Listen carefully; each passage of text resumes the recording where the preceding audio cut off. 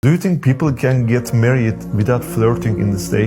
How are people supposed to meet if they don't flirt? Can you get married without flirting? Yes, you can get married without flirting. How is that possible? Marriage, you shouldn't get married without talking, but you can get married without flirting. There's a difference between the two. Islam does not prohibit people from talking before getting married. In fact, it encourages that we talk before we get married. You ask important questions.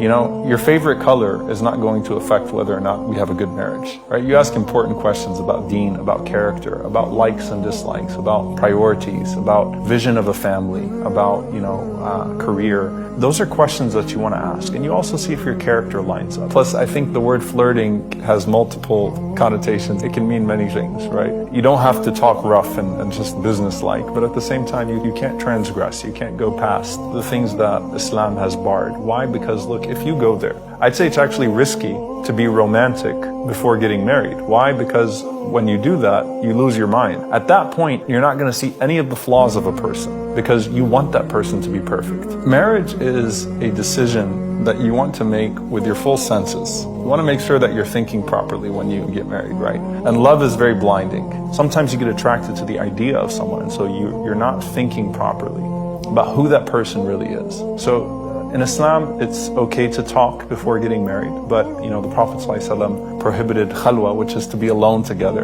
That doesn't mean that you have to sit and talk with like two people sitting right next to you and looking at both of you the whole time like that. No, but that you're not alone together to where the talking can take a direction that's not proper. And I think that there's so much wisdom in that. Why? Because you get to know a person the way you should get to know a person without rushing towards other things. Look, talk to a person under the halal guidelines, inshallah ta'ala, but ask important questions and look for their deen and their character always, religion and character. The first thing the Prophet ﷺ said, if someone comes to you whose religion and character is pleasing to you, then marry that person.